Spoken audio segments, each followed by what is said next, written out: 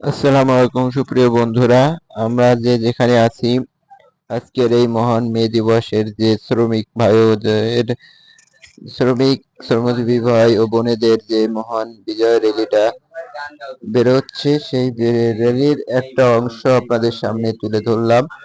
যে যেখান থেকে যে শ্রমিক হন আর চাকরিজীবী হন, যে যে পেশার মানুষই হন না কেন, এই ভিডিওটা আপনার সামনে গেলেই একটু রেসপন্স করবেন, যাতে আমরা যারা শ্রমজীবী মানুষ আছি, যারা দেশের বাইরে বা দেশের ভিতরে